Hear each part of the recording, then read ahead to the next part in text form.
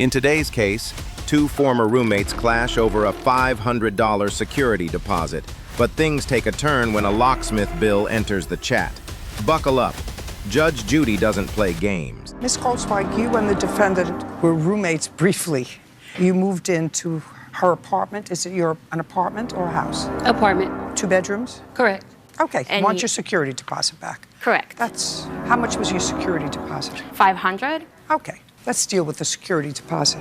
Why did you keep any of her security deposit? Okay, the primary deduction for the security deposit was to replace a lock. That became a complicated situation where I was locked out of the apartment. There's a dual lock function, one of which can only be locked from the inside. And I arrived from work one day after her and I had a disagreement, and I was locked out. I could not access it. So about 7. Locked out of her own home.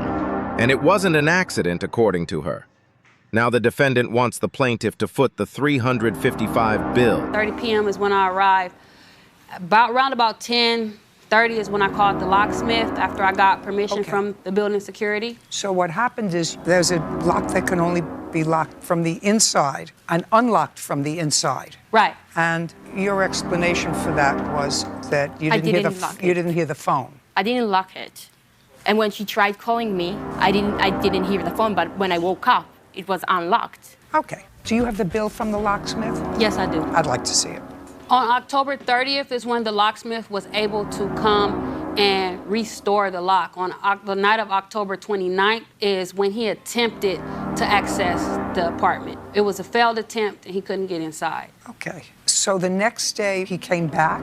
He had to come back since he couldn't get in. He couldn't get in? So I couldn't get in until she unlocked the door.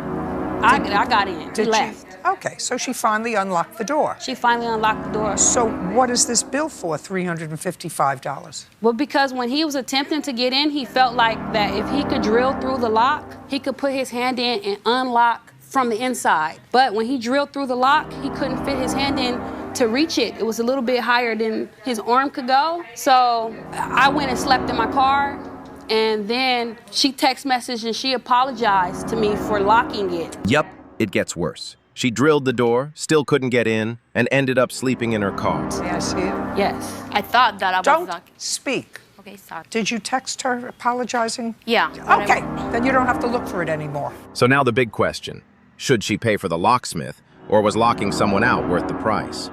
I didn't lock the door, and she was planning. You did lock the door. I didn't lock the door. You just told me. I thought that I was locking the door before. When I woke up, I was in bed, and I saw the text. But then when I went to the door, I saw that it was unlocked, and there is also a text that I told her that it's unlocked, and I don't know what happened there. She's deducting the locksmith. She was planning to change the lock all along. I have text from that Sunday that she told me that she already booked an appointment for Thursday to change the lock. This is and October she didn't 30th. Give me, this is when you locked her out accidentally.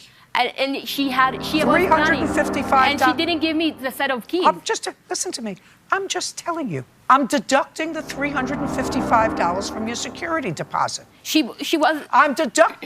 This is not a give and take. I heard you. I don't believe you. At this point, Judge Judy isn't buying a word of the story.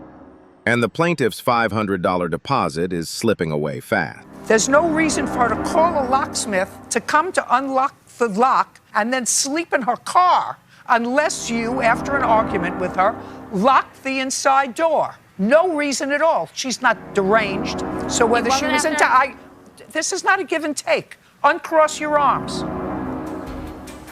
That's what you did. And that's what you're going to pay for, the $355 that she had to pay for to have somebody come out and make a service call and drill through the door and try to get in and couldn't. Because that's exactly what happened. So far, $145. So in the end, she walks away with $145 and a lesson in locking doors around Judge Judy. Did you give her back any of her security? I attempted to give her back some of her security deposit, but she left unhappy and she wished to have it all, so she took none of it. Okay. So far you owe her $145 for the rest of her security deposit. Now, this is your counterclaim. Money owed for a key fob and gate opener. What are you talking about? So the building that I live in is pretty secure. In order to access the parking structure, you need a gate opener. Where's the gate opener? Perfect. Bird, would you take the possession of the gate opener, please? Is that the gate opener and fob? It looks like it, yes, Great. Your Honor. She's going to give that to you. Terrific. Have it Yeah. back? Yes, this is it. Perfect. Judgment for the plaintiff for the amount of $145.